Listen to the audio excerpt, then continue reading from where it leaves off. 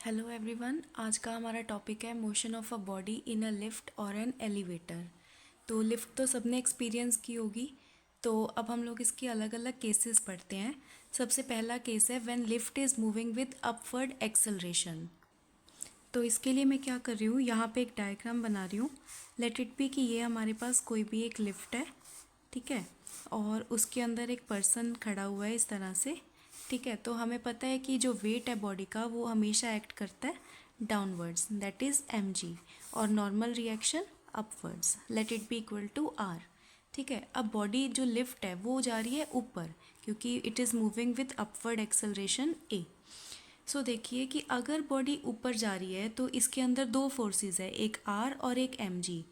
ऊपर जा रही है बॉडी तो ये वाली फोर्स ज़्यादा होगी as compare to mg।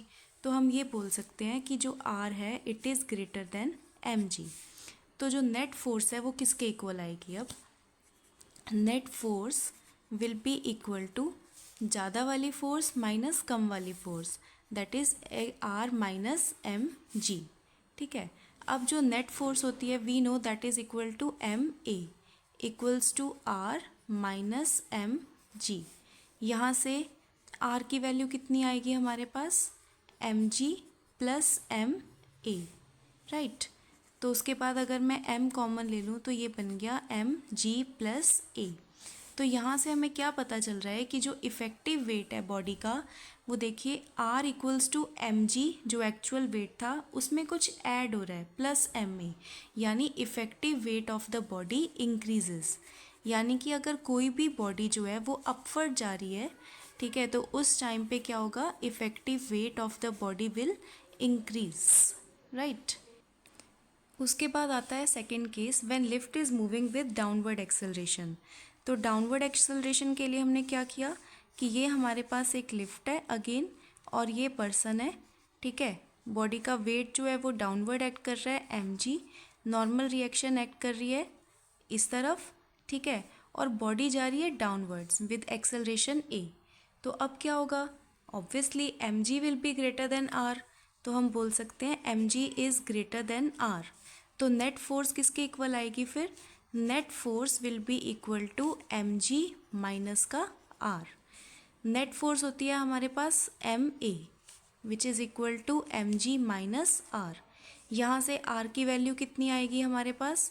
M G minus M A. अब आप देख सकते हैं अब इफेक्टिव वेट क्या हो रहा है, पहले ही एक्चुअल वेट था, इसमें कुछ कम हो रहा है माइनस का एम ए। इसका मतलब effective weight of the body will decrease.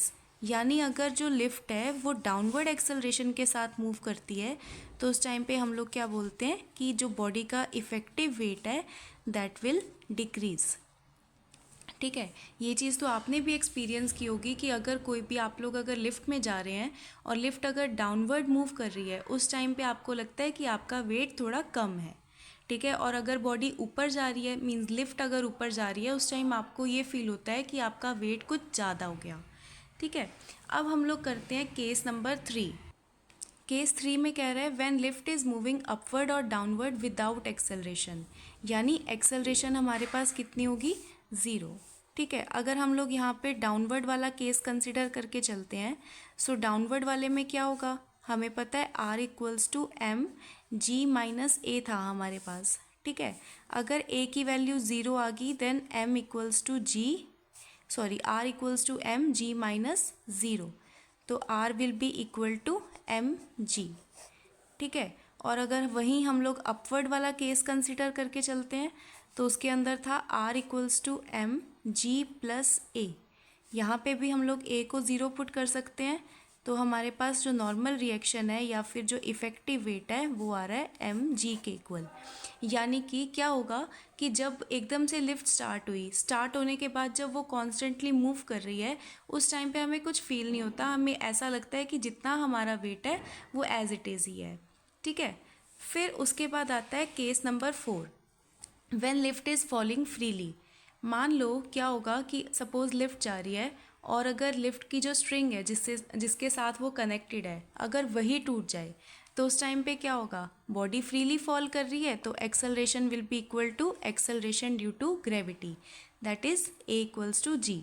तो फॉलिंग फ्रीली डाउनवर्ड जा रही है, तो हमें पता है R equals to M G minus A था हमारे पास, तो A की वैल्यू G है, यानी R equals to M G minus zero, ठीक है, सॉरी G, राइट। तो G minus G is zero, तो इसका मतलब R की वैल्यू हमारे पास कितनी आ गई, ज़ीरो।